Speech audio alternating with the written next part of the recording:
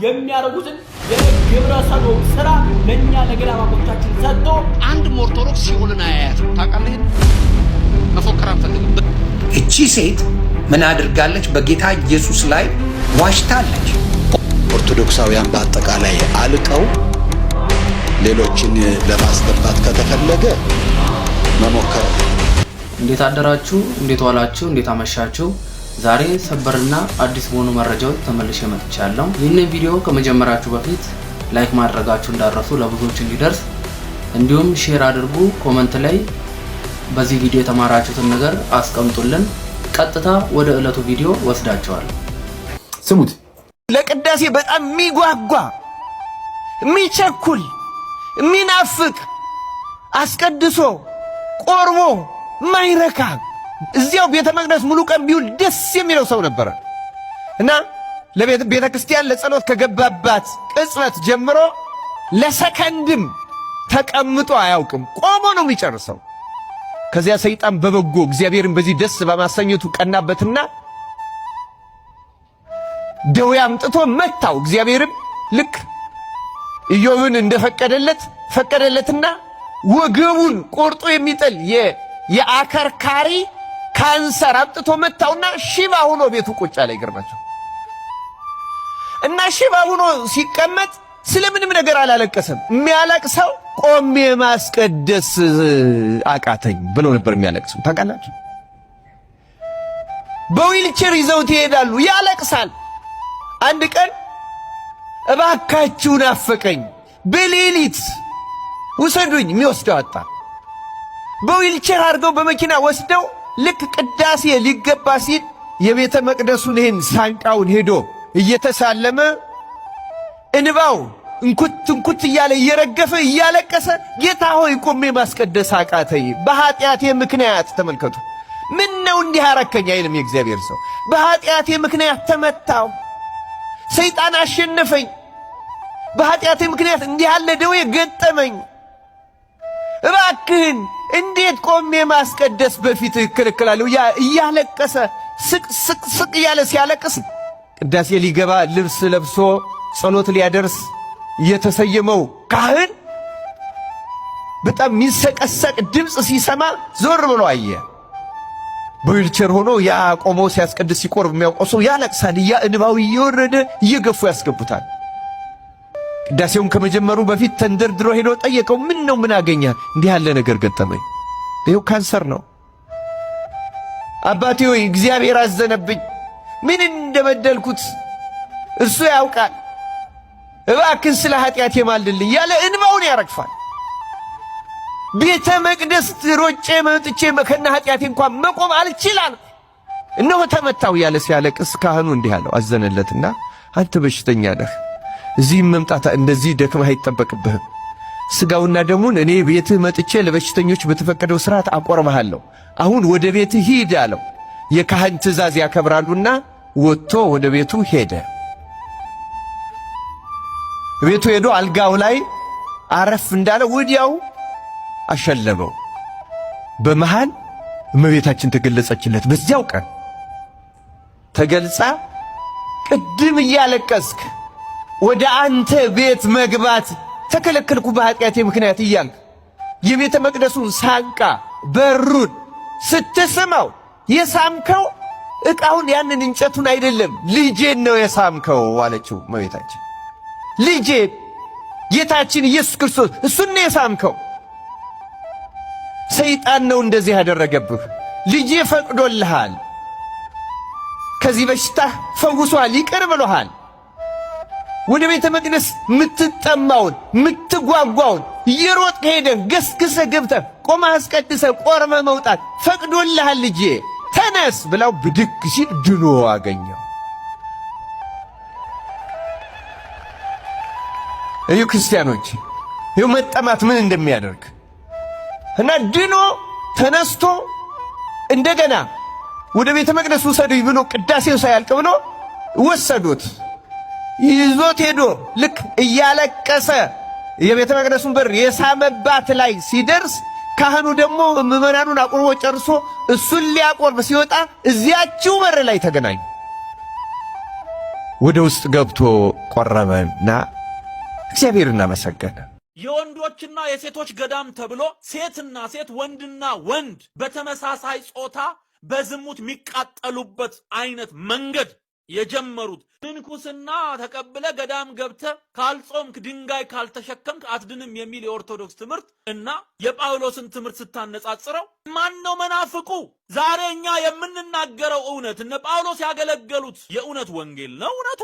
ወይስ ዛሬ ኦርቶዶክስ ያመጣችው ሰው የጀመረው ሰው የሚሸት ይሄ ዘማዊ እናትና ልጅ የሚያጫውት ባለጌ ክፍታፍ ያለው ሰምታችኋል? እውነት ለማህበራችሁ የምታድሩ ከሆነ ለገዳሞቻችን የምትጨነቁ ከሆነ ለአባቶቻችን የምታስቡ ከሆነ ይሄንን ቪዲዮ ለሚመለከተው ሼር አድርጉት። ለሚመለከተው ለቤተክርስቲያን የሕግ አካላት እንዲሁም ደግሞ ለአባቶቻችን እላይ ቁጭ ብላችሁ ምን እየሰራችሁ ነው? ለምትችሉት ያህል ሼር አድርጉት። በእግዚአብሔር ስም ነው የምጠይቃችሁ። እንዲሁም ደግሞ አካውንቱን ፎሎው፣ ሼር፣ ኮፒ ሊንክ፣ ሪፖስት አድርጋችሁ ጀምሩልኝ። 3 ሰከንድ ልስጣችሁ። አመሰግናለሁኝ። ወደ ሐሳባችን እንግባ። ይሄ ዘማዊ ያለውን ሰምታችኋል አይደለ? እሱ የሚያደርገውን ነገር የነሱ ፓስተሮች ኢንተርናሽናል ደረጃ የሚያደርጉትን የግብረ ሰዶም ስራ ለኛ ለገዳም አባቶቻችን ሰጥቶ ገዳሞቻችንን አርክሶ እየተሳደበ ነው ያለው። እስከዛሬ ሲሳደብ ዝም ስለተባለ የት ናችሁ? ጳጳሶቻችን የት ናችሁ? የቤተ ክርስቲያን ስራ አስኪያጆች የት ናችሁ? ቅዱስ ሲኖዶስ የት ነው ያለው? ቤተ ክህነት ምን እየሰራ ነው ያለው? በዚህ ደረጃ ኢትዮጵያ ውስጥ መጥቶ አፉን ሲከፍት ገዳማት የግብረ ሰዶም መናኸሪያ ናቸው ሲል አባቶቻችን እናቶቻችን ደግሞ እንዲሁም ግብረ ሰዶማውያን ናቸው ሲል ምን እየተሰራ ነው ያለው ኢትዮጵያ ውስጥ? የኦርቶዶክስ አባቶች ምን እየሰራችሁ ነው? ወይስ እናንተም ከሱ ጋር ተባባሪዎች ናችሁ? የእሱ ሀሳብ ትደግፋላችሁ ማለት ነው? ጳጳሳት ምን እየሰራችሁ ነው? እንጠይቃለን። እኛ ልጆቻችሁ ደግሞ እንደ ኢትዮጵያ ባህልና ቱሪዝም ሚኒስቴርም ይሄን ሰውዬ መጠየቅ አለበት። ምክንያቱም ኢን ሚሊየንስ ዶላር የምታፍሱት በኢትዮጵያ ኦርቶዶክስ ተዋሕዶ ቤተክርስቲያን ቅዱሳን በዓላትና ቅዱሳን ገዳማት አማካኝነት ስለሆነ ማለት ነው። አሁን ግን ዓለም አቀፋዊ ዘመቻ ለመጀመር ቆርጦ ተነስቷል። ምን እያለ? ገዳማት የግብረ ሰዶም መናኸሪያ ናቸው፣ አባቶች ደግሞ እናቶች ደግሞ ግብረ ሰዶማውያን ናቸው እያለ ቃል በቃል ተናግሯል ይሄን ነገር።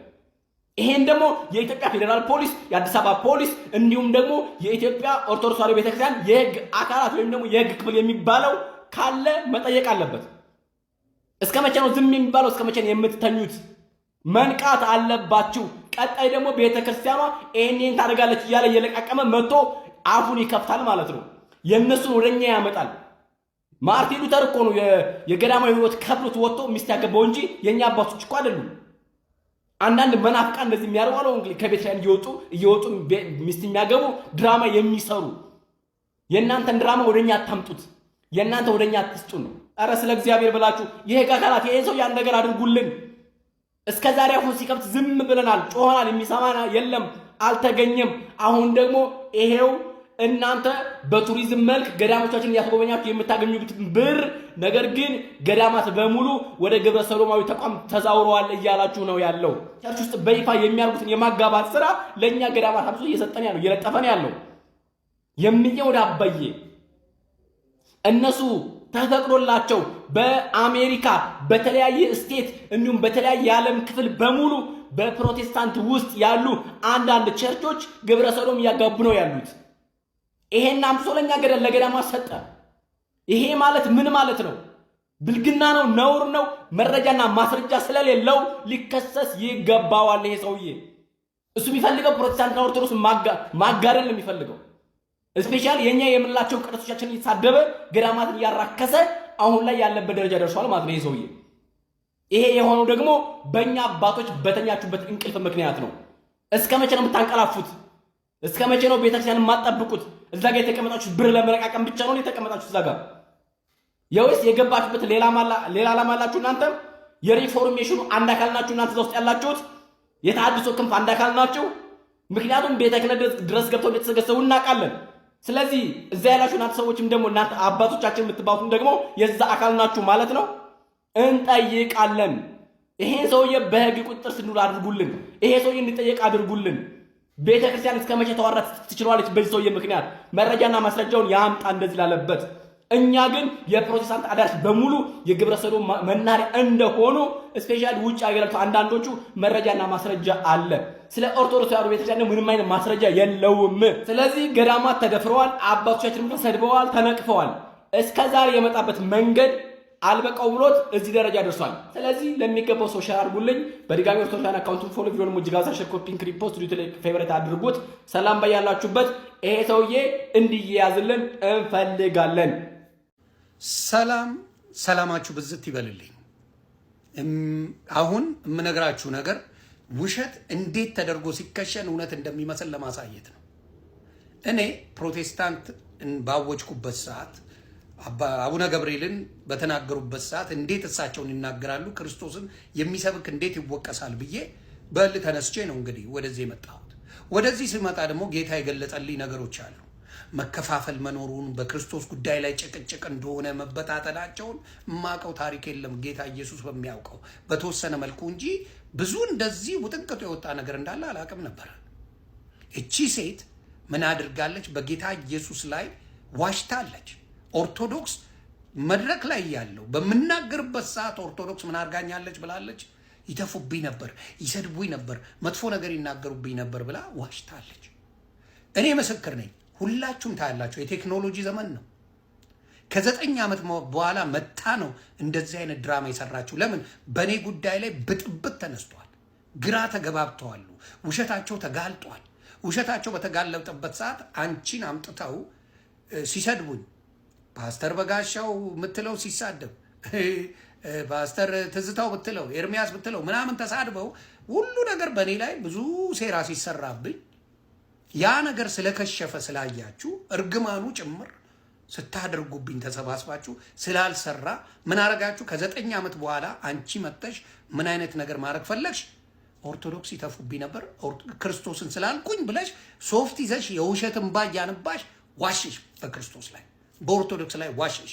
እኔ ደግሞ ክርስቶስን በስሙ ልጠመቅ ነው ብዬ ባልኩበት ሰዓት ኦርቶዶክስ ወንድምና እህቶቼ ከጎኔ ሆነው እንኳን ደስ አለ ብለው ስጠመቅ አብረው ነበሩ። እንኳን ሊተፋብኝ፣ እንኳን ሊዋሽብኝ፣ እንኳን ክፉ ሊያደርጉብኝ ክትፎ ሲጋብዙኝ አብረው ያደረጉኝ ኦርቶዶክስ ወንድምና እህቶቼ ናቸው። አየሽ፣ ውሸት አይጠቅምም።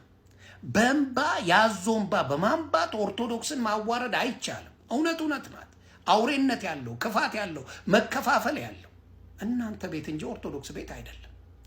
ኦርቶዶክስ ኢትዮጵያ ላይ ብትጠፋላችሁ ደስታውን አትችሉም። ግን የግብፅ ኦርቶዶክስ አለ፣ የራሽያ ኦርቶዶክስ አለ፣ የአርሜኒያ ኦርቶዶክስ አለ፣ የእስራኤል ኦርቶዶክስ አለ፣ የግሪክ ኦርቶዶክስ አለ፣ የህንድ ኦርቶዶክስ አለ፣ የኢራን ኦርቶዶክስ አለ። የሁሉም ሀገር ላይ ኦርቶዶክስ አለ። እንዴት አድርጋችሁ ልታጠፉ ነው? ጭካኔያችሁ፣ አርመኔነታችሁ፣ በተለይ ከኦርቶዶክስ ዲያቆን ነን ዘማሪ ነን ምናምን ብላችሁ የወጣችሁ በብልግናችሁ የወጣችሁ ሰዎች ኦርቶዶክስ ላይ የምትሰሩት ነገር እጅግ እጅግ ይዘገንናል። አሁንም እናገራለሁ፣ የእውነተኛው ክርስቶስን የተቀበለ ሰው ደስታ ሐሴት ያደርጋል እንጂ በየመንገዱ ላይ ሃይዌይ ላይ ይወረውረኛል የሚል ትምህርት የለው። ሃይዌይ ላይ ሙቺ ሙቺ ይለኛል። እርኩስ መንፈስ ነው የተቀበልሽው፣ እውነተኛውን ክርስቶስ አይደለም። ለምን መሰለሽ? እስር ቤት የተወረወሩት ጳውሎስና ሲላስ ተቀጥቅጠው የተወረወሩት እግዚአብሔርን ሲያመሰግኑ ምንድን ነው የሆኑት? ምኑ ተከፈተ? ተከፈተ በሩ ይላል። ተከፈተ በሩ ይላል። 3 ደቂቃ ነው፣ 3 ደቂቃ ነች። አንተን አናመልክም የምንሰግደው ለእግዚአብሔር ብቻ ነው ባሉበት ጊዜ ምንድን ነው የሆኑት? እሳት ውስጥ ተከተው ቅዱስ ገብርኤል ተልኮ ምንድን ነው ያደርጉት? ስለ እግዚአብሔር እየዘመኑ እግዚአብሔርን እያመሰገኑ ነው የታዩት። ድነዋል። ዳዊት ቅዱስ ዳንኤል አንበሳ ውስጥ መንጋጋ ውስጥ ጉድጓድ ውስጥ ሲጣል ምንድን ነው የሆነው? የአንበሶቹን መንጋጋ ነው የዘጋለት። በሙሉ ወደ እግዚአብሔር የሆነውን ሽፋን ከቨር ነው የሚሰጠው እግዚአብሔር እንጂ ሙትሙት አይልም። አንቺን ብቻ ሳይሆን ኤርሚያስ ምንድን ነው ያለው? አይተንፍሱ፣ ኤርሚያስ አይተንፍሱ፣ እኔም ሙትሙት ይለኝ ነበር አለ። የሙታን መንፈስ ነው ያለ። የክርስቶስ መንፈስ አያል ነው፣ ደስታ ነው። በእስር ቤት ሆነ እንኳን የምትደሰትበት መንፈስ ነው። ኢንጆይ ነው የምታደርገው። እየተቀበላችሁት የርኩስ መንፈስ ስለሆነ ምን ሆነ? ይሄ ነገራችሁ ተረበሸ። በውስጣችሁ እውቀት የለም፣ ክፋት ግን አለ። የክፋት መንገድን ኦርቶዶክስ ሙሉ በሙሉ የኢትዮጵያ ብትጠፋላችሁ ደስታችሁ ነው። ይህን ደግሞ ጌታ ኢየሱስ ክርስቶስ አያደርገውም። ለምን? ቤተክርስቲያን የኦርቶዶክስ የተመሰረተችው በምን ላይ ነው? በክርስቶስ ደም ላይ ነው። በአብ ወልድ በመንፈስ ቅዱስ ነው። እኔ ልጠይቃችሁ አንድ ጥያቄ እዚህ ላይ ማብራራው። መዳን ብቻ በማመን በቃል ብቻ ነው ለምትሉ መንፈስ ቅዱስን የት ነው የምታገኙት? ለምሳሌ ዮሐንስ ሲናገር እኔ በውሃ ጠምቃችኋለሁ፣ የንስሐ በውሃ ጠምቃችኋለሁ፣ በመንፈስ ቅዱስ የሚያጠምቃችሁ ግን ከኔ በኋላ ይመጣል አለ። በመንፈስ ቅዱስ ያልተጠመቀ መንፈስ ቅዱስን እንዴት ሊያውቀው ይችላል? ስለዚህ በአብ ወልድ በመንፈስ ቅዱስ ካልተጠመቅ መንፈስ ቅዱስ አንተ ውስጥ ሊኖር አይችልም። ከየት አምጥተህ ነው የምትድነው? ከየት ታመጣዋለህ? አብና ወልድን ይዛል። እሺ አብን ታምናለህ፣ ወልድን ታምናለህ። መንፈስ ቅዱስን የምታገኘው በመንፈስ ቅዱስም ስትጠመቅ። በመንፈስ ቅዱስም ካልተጠመቅ ምንም አይነት ምን አታገኝም፣ መንፈስ ቅዱስ አታመጣ። ስለዚህ ትምህርታችሁ እንኳን የክርስቶስ ነገር የጎደለው የአብ ወልድ የመንፈስ ቅዱስ ነገር የጎደለው ትምህርት እያስተማራችሁ ሰዎችን ወደማይረባ ቦታ ትወስዳላችሁ። ጌታ ኢየሱስ ክርስቶስ ይቅር ይበላችሁ። ትምህርታችሁ እንኳን የተጣመመ እንደሆነ ማሳያ ነው። ሌላው ክርስቶስ መስቀሉ ላይ ያለ ሲሰቀል ውሃና ደም ነው የወጣው። ክርስቶስ ውሃና ደም ነው የወጣው። ውሃ እኛ ብንወጋ ቀኑን ሙሉ ስትወጋኝ ብትውል ውሃ አይወጣኝም፣ እኔ ደም ብቻ ነው የሚፈጸም። ስለዚህ የክርስቶስ ከጥምቀቱና ከደሙ ካልተገናኘን ክርስቶስን ማግኘት አንችልም። የመዳኛ መዳኑ አንደኛው ጥምቀት ነው፣ መዳን ነው። መዳን በቃሉ ነው፣ ጥምቀቱ ነው፣ ቁርባኑ ነው። እነዚህን አንድ ላይ ካለ ክርስቶስን ልታገኘው አትችልም። ምክንያቱም መንፈስ ቅዱስን የምታገኘው ስትጠመቅ ነው። ምን ሰው ከመንፈስና ከውሃ ካልተጠመቀ የእግዚአብሔርን መንግስት አይወርስም ይላል መጽሐፍ ቅዱስ ሲናገር። ስለዚህ ይሄንን ነገር እንኳን የማታርጉ ሰዎች፣ በክርስቶስ የተበታተናችሁ ሰዎች እንደዚህ አይነት ሴራ ስትራገሙ ቆይታችሁ ነገራችሁ ስለተበላሻቸ ብቻ አሁን መታችሁ በዘርፌ ከ9 ዓመት በኋላ መታ በለቅሷ ኦርቶዶክስን ልትወቅሷ መጣችሁ። ጌታ ኢየሱስ ክርስቶስ ልቦና ይስጣችሁ ነው የምለው። እኔ ስራችሁን እግዚአብሔር በገለጠልኝ አፍርሼዋለሁ። በጌታ በኢየሱስ ስም ስራችሁ ፈርሷል። ለምን? ስታጭበረብሩበት የነበረ ስም ነው። ነቢይ ነኝ፣ ሐዋርያ ነኝ፣ የእግዚአብሔር ሰው ነኝ ያጭበረብራችሁበት ዘመን ነው። አብዛኛው ሁሉም እያልኩ አይደለም። እግዚአብሔር የሚቀባቸው ሰዎች አሉ፣ ሁሌም ይቀባል እግዚአብሔር። አብዛኞቻችሁ ግን በክርስቶስ ስም የምታጭበረብሩ ስለሆናችሁ ልቦና ይስጣችሁ ላለሁ እግዚአብሔር። አሁንም ኦርቶዶክስ ወንድምና እህቶቼ እግዚአብሔር ይጠብቃችሁ ላለሁ ከእንደዚህ አይነት መርዘኞች እግዚአብሔር ይጠብቃችሁ። ተባረኩልኝ። መልካም ቀን። ኦርቶዶክሳውያን በአጠቃላይ አልቀው ሌሎችን ለማስገባት ከተፈለገ መሞከር ነው። ሰላም ለእናንተ ይሁን። ቤተ ክርስቲያኒቷን መድፈር ግን አደጋ ነው። ለሃይማኖቱ የማይሞት የለም። አዎ ከዚህ ቀደምም ብዙዎች ሞተዋል። ነገም ብዙ ነው፣ ትናንትም ብዙ ነው። ተከባብረን እንኑር። እኔን እግዚአብሔር ከኃጢአት ነፃ ለማውጣት አንድ ልጁን አስከፍሎታል። ኃጢአት እግዚአብሔር ንውጡ አይደለም ያለ ልጁን ጠየቀው። እግዚአብሔርን አንድ ልጅ መስቀል ላይ ያጣጣረው ኢንተርቴን እያደረገ አይደለም፣ ኃጢአትን እኮ እየሰበረ ነው። ከእኔ ላይ እኮ ኃጢአትን ለማስወገድ እግዚአብሔር አንድ ልጁን ከዘላለም እቅፍ ገንጥሎበታል፣ ወስዶበታል። ለኃጢአት የተከፈለ ዋጋ ነው። እመኖኝ፣ እግዚአብሔር ብቻውን የተወው ሰው የለም። እግዚአብሔር ብቻውን የጣለው ሰው ከቶም ቢሆን በመጽሐፍ አላየንም፣ በአባቶቻችንም አልሰማንም። እኛንን ብቻችንን ይሆን እየመሰለን የተሸበርነው፣ እኛንን ብቻችንን ይሆን እየመሰለን የደነገጥነው፣ እኛንን ምን ዱብዳ የደረሰብን እየመሰለን የታወክነው እንጂማ እግዚአብሔር ፍጥረቱን ረስቶ አያውቅም። እግዚአብሔር በረድኤት ከፍጥረቱ ርቆ አያውቅም ወገኖቼ። እዚህ ነው እኔ ካንተ ጋራ እሄዳለሁ የሚለው ሙሴ። የትም እንሁን የት፣ በምንም እንኑር በምን እግዚአብሔር አይረሳንም። ለዚህ ነው በመጽሐፍ አልተውሽም ከቶም ቢሆን አልጥልሽም የሚለው። በኦርቶዶክስ ውስጥ ጽድቅ የለም። እነሱ ውሸት ይዘው ካላፈሩ አንተ እውነት ይዘህ ምን ትሰራለህ? እኛ ስለማንፎክር ነው እንጂ አንድም ኦርቶዶክስ ሲኦልን አያያትም። ታውቃለህ? ይሄን መፎከር አንፈልግም፣ በትህትና ውስጥ ስለምንኖር ነው። አንድም ኦርቶዶክስ ሲኦልን አያያትም። በንስሐ ሕይወት የተመላለሰ ሁሉ ወደ መንግስቱ ነው የሚገባው። እኔ ሁሌ የምጠይቀው አንድ ጥያቄ አለ። ከዚህ በፊት ጠይቂያችሁ እንደሆነ አላውቅም። 100 ብር ከኪሳችሁ ወድቆ ጭቃ ቢነካው ትታችሁ የምትሄዱ ትቶ የሚሄድ 100 ብር ጭቃ ነክቶት ከኪሳችሁ አለ የለም እንዴ? አንድም ሰው ምን ነው ትታችሁ አትሄዱ? ሀብታሞች ትቶ አይሄዱ? ጭራሽ ሀብታም አንተ ነው ደሃውና አንተ ነው ጭራሽ ትተህ የምትሄደው። ሀብታም አንተ ትተህ አትሄድም። አንተ ሀብታም እየሰማኝ ከሆነ 5 ሳንቲም ያልያዘ ሀብታም አይሆንም ይላል ሲራክ 5 ሳንቲም ያልያዘ ሀብታም ነው። ያ ማለት ክርስቲያኖች ሀብት ኃጢአት አይደለም። ሀብት ኃጢአት አይደለም። የኦርቶዶክስ ልጆች በተለይ ትንሽ ሲሰሩ እንደ አብርሃም ነው የሚያበዛልህ።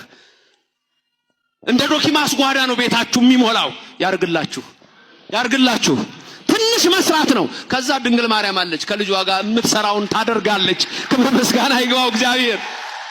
እንዴ ደግሞ እናንተ የገብርኤል ልጆች በዚህ ያላችሁ ልንገራችሁ። እናንተ የቅዱስ ሚካኤል ልጆች ዳንኤል ትዝ ይላችኋል። በአናብስት አፍ ውስጥ እንደውም ይሄን ትምህርት አስተምራለሁ እዚሁ።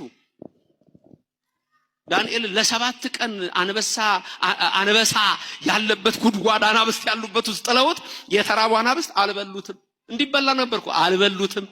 መከራ አንተን አያገኝህም። እግዚአብሔር በወጀብ ውስጥ መንገድ አለው። ያቁምህ፣ ያጽናህ፣ ያቁምሽ፣ ያጽናሽ። አይችልም ወይ? አያደርግም ወይ? ታዲያ እንዲህ ነው የምናመሰግነው። የእኔና የእናንተ አምላክ ስሙ የተመሰገነ ይሁን።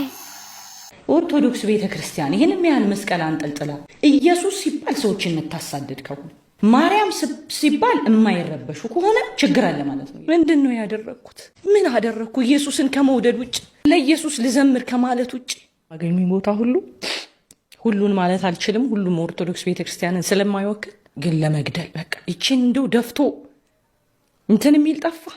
ረዳቴ ግን ኢየሱስ እያሳመነ እኔም ደግሞ ለሱ ለመኖር እየቆረጥኩኝ ማለት ነው። ለምን አልሞትም? ለምን አይዘከዝኩኝም? በቃ ለኔ ክብሬ ነው ኢየሱስ። አትርሱኝ ባይዋስ ዘርፌ ደግሞ እንደ አዲስ ደግሞ መታየው እየለፈለፈች ነው እንደምታዩት ማለት ነው። ሐሳብ ሰጥበታል እንደተለመደው። አካውንቱን ፎሎ፣ ቪዲዮ ደግሞ እጅግ አብዝታችሁ ሼር፣ ኮፒ ሊንክ፣ ሪፖስት፣ ዱት ላይክ ክብረት እያደረጋችሁ ሐሳባችንን እስከ መጨረሻው እንድትከታተሉ በእግዚአብሔር ስም እጠይቃችኋለሁ። 3 ሰከንድ ልስጣችሁ እስኪ። አመሰግናለሁ። በነገራችን ላይ ዘርፌ ከበደ እንደምትናገረው እሷ ኢየሱስ ስላለች ከቤተ ክርስቲያን አልተባረረችም። ማወቅ ያለብን ማለት ነው። ፕላስ ደግሞ እኔ ነው ኢየሱስ ሲባል ኦርቶዶክሳውያን ትልቅ መስቀል ይዘው አለች። አዎ ትልቅ መስቀል ይዘው ኢየሱስ ሲባል ይቃወማሉ፣ ይናደዳሉ። ማርያም ሲባል ደግሞ ደስ ይላቸዋል አለች። ሌላ ቦታ ሁሉ ብዙ ቀባጥራለች። ስለ መላእክት ሲዘመር፣ ስለ ማርያም ሲዘመር ደስ ይላቸዋል፣ ስለ ኢየሱስ ሲዘመር ግን ይናደዳሉ አለች። ይሄ የውሸት ክስ፣ የሐሰት ክስ፣ የሰይጣን ዲያብሎስ ክስ ነው ይሄ ማለት ነው። ቤተክርስቲያን ላይ የተዘረዘረ የጠላት ክስ ነው ይሄ። ኢየሱስ ክርስቶስን ከጉላቱ እስከ መሰረቱ ድረስ አድርጋ ቤተክርስቲያን የምታመልከው ኢየሱስን እንጂ ማርያምን አታመልክም። ኢየሱስን እንጂ መላእክትን አታመልክም እኮ የኦርቶዶክስ ተዋሕዶ ቤተክርስቲያን። የእናንተን የክህደት የምንፍቅና የቆሻሻ ስራችሁ ተጋልጦባችሁ ከቤተክርስቲያን ስትወገዙ አሁን እዚህ ጋር መታችሁ ትደነፋላችሁ። አይኖ አንቺ በወቅቱ በጣም ስለተቸገርሽ እንደሆነ ከቪዲዮዎች መረዳት ይቻላል። በጣም ተቸግረሽ ነበረ፣ ከመጠን በላይ ችግር ውስጥ ወርቀሽ ነበረ። ለዚያ ደግሞ ችግር የሚያወጣሽ ደግሞ እነማን ናቸው? የፕሮቴስታንት ስንዴና ዘይት ነው። ያንን ብለሽ እንጂ ሄድሽ ኦርቶዶክስ ቤተክርስቲያን በድላሽ አይደለም። ኦርቶዶክስ ቤተክርስቲያን ያገደችሽ ወይም ደግሞ ውግዘት የጣለችብሽ ደግሞ ከስተትሽ እንድትማሪ እንጂ አንቺ በሰውነት ተገፍተሽ አይደለም፣ ወይም ደግሞ ኢየሱስ ስላልሽ አይደለም። ቤተክርስቲያን ኢየሱስን የምታመልክበት የራሷ የሆነ ዶግማቲክ የሆነ መመሪያ አላት። ይሄውም ደግሞ ኢየሱስ ክርስቶስ ከአብ ከወልድ ከመንፈስ ቅዱስ ጋር እኩል የሆነ አምላክ እንጂ አማላጅ አይደለም ብላ ታምናለች። አንቺ ደግሞ ኢየሱስ አማላጅ ነው ካልሽ መናፍቅ ነሽ። ስለዚህ ከቤተክርስቲያን ትወግጃለሽ ማለት ነው። እንደዚህ የሚሉት የሚመስሉሽ ጋራ ታች ቤት ሄደሽ ማገልገል ትችያለሽ፣ እንደፈልግሽ መጨፈር ትችያለሽ። ይሄ ነው እንጂ የተካሄደው ኢየሱስን ጠልታ አይደለም ቤተክርስቲያን ዘርፌን፣ በጋሻውን፣ ትዝታውን፣ ሌሎቹንም እና ሀብታሙ ሽብሩን ሌሎቹንም ያወገዘችው። ሲጀመር ስህተት የተሰራው አንቺ ከዱባይ መተሽ ከዚያ እንደመጣሽ ቀጥታ ከዘፈን ወደ መዝሙር መግባት ነው ትልቁ ስህተት የሆነው። ሳትገሪ ሳትታረሚ እዛ ስትዘፍኒ በነበረበት አንደበትሽ እዚህ ጋር መተሽ ዘመርሽ። እኔ የተረጋገጠውን አላቅም እንጂ ጭራሽ መዝሙር ለማጥፋት ጫት ጥቅም አለው ምናምን ብላሻል መሰለኝ። ቪዲዮውን አላየሁትም፣ ይሄ ነገር አልደረሰኝም እንጂ ይሄው ከሆነም ደግሞ ሌላ መንዙማን የምታጠኘው መዝሙር ነው እንዴ? ግራ ገባኝ እኮ። መንዙማ ሲያጥሩ ነው ሰዎቹ ጫት የሚቅሙት እንጂ መዝሙር አይደለም። ስለዚህ መዝሙርና ዘፈናችሁ ደግሞ ለዩ። ዘፍሙር አድርገሽ የቤተ ክርስቲያን ያሬዳዊ ለዛ አሳጥተሽ ወደ ጭፈራ ወደ ዘፈን ወስደሽ ይሄ ሁሉ የጠፋው ባንቺ በምርትነሽ በተዝታውና በበጋሻው በሀብታሙ ሽብሩ በሌሎቹ መናፍቃን ተሐድሶ አንጃዎች ምክንያት ነው የቤተ ክርስቲያን ያሬዳዊ ዜማ ለዛው ሙጥጦ ሊጠፋው ማለት ነው። ከናንተ በኋላ ነው ዘፋኞች እንዳለ መጣው ቃላዋሪና ፍኖተ ጽድቅ የሚባል ደግሞ የተሐድሶ ሙቭመንት ደግሞ ያፈራው የናንተ ፍሬ ናቸው እነዚህ ሁሉ። ይሄን ጥፋትሽን ሸፈነሽ ቤተ ክርስቲያን ኢየሱስ ስላልፋ ወገዘችኝ ይወግሩኝ ሊገርሉኝ አይኖ አንዳንድ ስሜታዊ ኦርቶዶክሳውያን አሉ ተናደው እንደዛ ሊሉሽ ይችላሉ። ቢያገኙሽ ግን ይገሉሻል ማለት ግን አይደለም። አንቺ ከምትሰሪው አንፃር ከምትሳደቢው ቤተክርስቲያን ከምታረጊው አንፃር እነሱ እንደዚህ ያሉት ደግሞ እንጂ እውነት ይገሉሻል ማለት አይደለም። ማነቃሽ ጫፍሽን ነቃሽ ለማለት ነው። እዚህ ጋር መተሽ ያንዞም ባምታነቢው እምባው ራሱ ከየት ነው የሚመጣላችሁ? ግን በኢየሱስ ስም ከየት ነው የምታነቡት? እዚህ ውስጥ ምንጫላችሁ እንዴ? ሰው እንዴት በውሸት ይሄን ያህል ይከሳል? ይሄን ያህል እንዴት በውሸት ያነባል? አረ እግዚአብሔር ልቦና ይስጥሽ። ስለዚህ በውሸት በሐሰት ነው የምትከሳ ቤተክርስቲያንን። አንቺ ያሬዳዊ ዜማንን ኩትኩትን አውጥተሽ የአባቶቻችንን ዶግማውን ቀኖናውን ስብርብር አድርገሽ አጥፍተሽ ምንም እኔ ኦርቶዶክስ ያባረረችን ኢየሱስ ስላልኩ ነው ብለሽ አትመጻደቂ። አንቺ ራሱ ሌባ ነሽ። የመዝሙር የዘመርሽ መስለሽ ዘፈንሽ ስትዘፈኝ ስትጨፍሪብን ነበር የነበርሽው። ያስወገዝሽ ይሄና ይሄ ብቻ ጥፋትሽ እንጂ ማንንም ያለ ጥፋቱ ከቤትሽ የተወገዘ የተባረረ የለም። 4 ነጥብ። አሁንም ቢሆን የንስሐ ህይወት አላችሁ ታች ቤት ያላችሁ እንደው እዛ ሄዳችሁ ሰዎች እባካችሁ ተመለሱ። ኢየሱስ ክርስቶስ ይወዳችኋል። እዛ ቤት ላላችሁ ደግሞ እነኚህ ሰዎች ስፔሻሊ ከኦርቶዶክስ ቤተክርስቲያን ወጣን የሚሉ ሰዎች አውቀው ፕሮቴስታንትና ኦርቶዶክስ ለማጣላት ከዚያ ወደዚህ የመጣው ትውልድ እንዳይመጣ እንቅፋት ለመሆን በሰይጣን ተልኮ የተሰጣቸው እንጂ ቤተክርስቲያን ኢየሱስ ስላልክ ማንንም አታውግዝም አትለይም። ሰንበት ተማሪ ስንት ዓመት ሙሉ ኢየሱስ እያለ ይዘምር አይደል እንዴ? እኔ እዚህ ጋር ስለ ኢየሱስ እየመሰከርኩኝ አይደል እንዴ? ማን ነው የሚያውግዘኝ? ወንድ ሆነ እስኪ ያውግዘኝ እስኪ። ትናንትናም ዛሬም ነገም ለዘላለም ኢየሱስ ክርስቶስ የህይወቴ መሰረት ነው። ኢየሱስ ክርስቶስ ቤዛዬ ነው። የዓለም ቤዛ ነው። የዓለም መድኃኒት ነው እንጂ የኔ የግል ብቻ አይደለም። የዓለም መድኃኒት ነው። ላመነበት ሁሉ ተሰቅሏል። አንዱ ስለ ሁሉ ሞተ ይላል መጽሐፍ እንደሚናገረው። ይሄ ነው ቤተክርስቲያን የምታምነው እንጂ እናንተ ገንጥላ ምናምን አይደለም። ጥራዝ ነጠቅ የሆነው ክርስቲያን አይደለም ቤተክርስቲያን የምትናገረው። ስለዚህ ላም ባልሆነበት ኩበት ለቀማ ሆኖ ቤተክርስቲያንን አትክሰሺ። አሁንም ልቦና ይስጥሽ፣ ተመለሺ። ኢየሱስ ክርስቶስ ይወድሻል። አንቺና መሰሎችን እግዚአብሔር አምላክ የንስሐ ሕይወት ይስጣችሁ።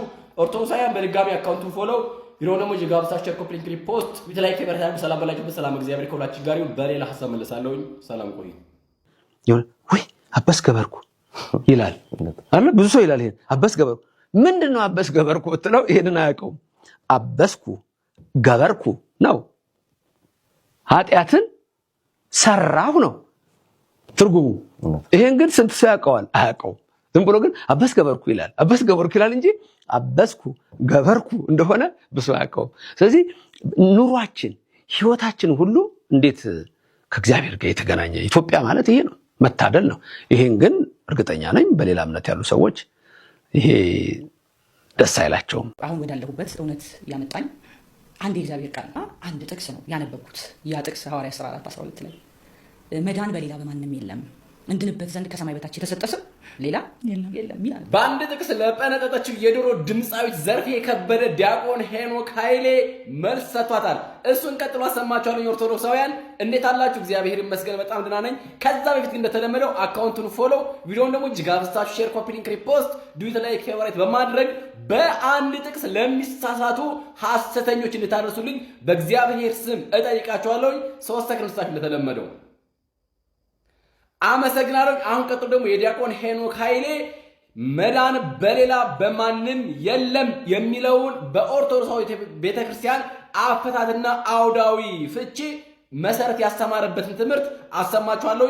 እስከ መጨረሻው እንድትከታተሉት በእግዚአብሔር ስም ጋበዝኳችሁ። ወደ ቪዲዮ። ሐዋርያው መዳን በሌላ በማንም የለም ከሰማይ በታች እንድንበት ዘንድ የተሰጠኝ ኢየሱስ ክርስቶስ የሚለው ስም ነው ይላል። ነው አይደለም? ነው። መዳን በሌላ በማንም የለም። ይኸው መጽሐፍ ቅዱስ ግን የእግዚአብሔር መልአክ በሚፈሩ ሰዎች ዙሪያ ይሰፍራል። ምን ይላቸዋል? ያድናቸዋል።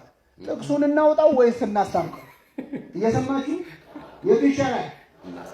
ማስታረቅ ነው። ምክንያቱም መጽሐፍ ቅዱስ ነው። ሁለቱንም ያጻፈው ማን ነው? እግዚአብሔር። አንዳንድ ሰዎች ቆርጠው ማውጣት ያምራቸዋል ከመጽሐፍ ቅዱስ የሆኑ ጥቅሶችን ጥምድ አድርገው ይዘዋል። ቢሞቱም አይጠቅሱ እነዛን ጥቅሶች አንዳንድ ሰዎች መጽሐፍ ቅዱስን ኤዲት ለማድረግ ያምራቸው። የኛ አስተሳሰብ ነው እንጂ መስተካከል ያለበት መጽሐፍ ቅዱስ ፍጹም የሆነ መጽሐፍ። መዳን በሌላ በማንም የለም የተባለው በቅዱስ ጴጥሮስ አንደበት ነው። ሐዋርያት ሥራ ምዕራፍ 4 ከመነገሩ በፊት ይኸውላችሁ፣ አሁን ጥቅስ ከመሃል ሲያወጡት ችግር ነው። ቴክስት አውቶ ኮንቴክስት ፕሪቴክስት ይላሉ ፈረንጆች። ጥቅስ ከመሃል ሲወጣ ችግር ነው። ሙሉ አገባቡ መታየት አለበት የለበት። አንዳንድ አሁን እኛ እችን ቃል ይዛችሁ ልትሄዱ ነው በጣም ስኬት ነው በእውነት። እኛ የምናምነው በሉስ እኛ የምናምነው በጥቅስ አይደለም፣ በጥቅስ አይደለም፣ በመጽሐፍ ቅዱስ ነው። በመጽሐፍ ቅዱስ ነው። በምን አናምነው? በጥቅስ። በምን ነው የምናምነው? ምን ማለት ከመሃል አውጥቶ ጥቅስ ችግር ነው። አንዳንድ ሰው ከመሃል የሚጠቅሳል። እንደውም አንድ ሰውዬ እውነት ይሁን ውሸት አላውቅም መጽሐፍ ቅዱስ ገለጠ አሉ። ሲገልጥ ይሁዳ ታንቆ ሞተ የሚል አገኘ። በስመ አብ ወወልድ ወመንፈስ ቅዱስ ብሎ ዘጋው። ከዛ ድጋሚ ሲገልጠው ሲያየው አንተም እንዲሁ አድርግ ይላል። አሁን ይኸውላችሁ ይሁዳ ታንቆ ሞተ ሌላ ታሪክ ነው። አንተም እንዲሁ አድርግ፣ ደጉ ሳምራዊ የታመመውን ሰውዬ አከመው አሳመመው፣ አንተም እንዲሁ አድርግ ነው። አሁን በጥቅስ ከሆነ የሰውዬ ሊታነቅ ነው ልባ። ስለዚህ አሁን ወደ ጥቅሱ ልመልሳል። መዳን በሌላ ያለው ቅዱስ ጴጥሮስ ነው። እንዴት አለ ለምን አለ የሚለውም ማየት ያስፈልጋል። ጴጥሮስ እና ዮሐንስ ሊጸልዩ ወደ ቤተ መቅደስ ገቡ። ሄዱ በ9 ሰዓት። ቤተ መቅደስ ሲደርሱ በር ላይ አንድ ሽባ የሆነ ሰው እጁን ዘርግቶ እባካችሁ እርዱኝ መጽውቱኝ እያለ ይለምናል። ነዳይ ነው። ጴጥሮስ ዞር አለና ብርና ወርቅ የለንም፣ ያለንን ግን ምን እንልሃለን? እንሰጥሃለን። በናዝሬቱ በኢየሱስ ክርስቶስ ስም ተነሳና ተመላለስ። ያ ሰውዬ ወዲያውኑ ተነሳ፣ አብሯቸው ቤተ መቅደስ ገባ። ብርና ወርቅ የለኝም፣ ተነሳና ምን በል በኢየሱስ ክርስቶስ ስም ተነሳ። ተነስ። አሁን አይሁድ ይገርማቸዋል። ይሄ ሰውዬ ሲድን ሲያዩ ጴጥሮስና ዮሐንስን እያዳፉ ሸንጎ አቀረቧቸው።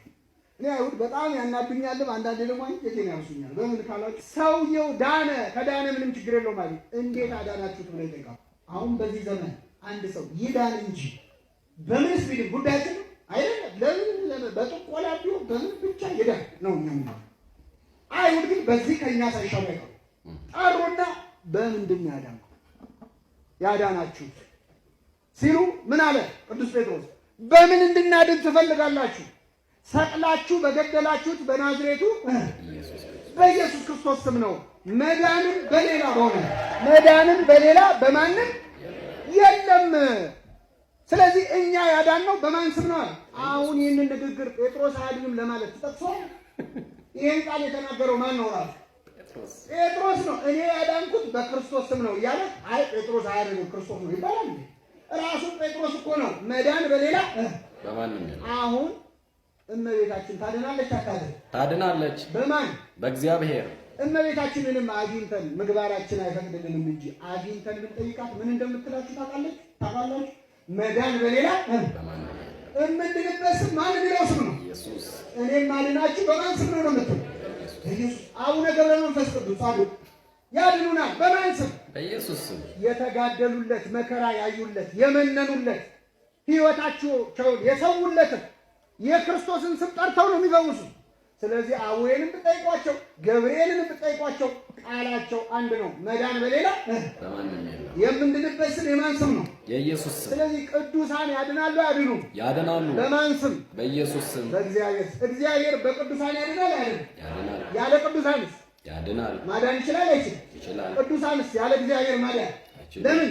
ኃይል የእግዚአብሔር ነው። ማዳን እንግዲህ መዝሙር አታውቁ? ኃይል የእግዚአብሔር ነው። በሉ ማዳን የማን ነው? በራሱ ማዳን የሚችል ማን ነው? እግዚአብሔር። ቅዱሳን ማዳን ይችላሉ አይችሉም? ይችላሉ። በማን ኃይል? በእግዚአብሔር። በራሱ ማዳን የሚችል ግን ማን ብቻ? አሁን ወደ ጥቅሱ ልመልሳችሁ። የእግዚአብሔር መልአክ በሚፈሩ ሰዎች ዙሪያ ይሰፍራል። ምን ይላቸዋል? ያድናቸዋል።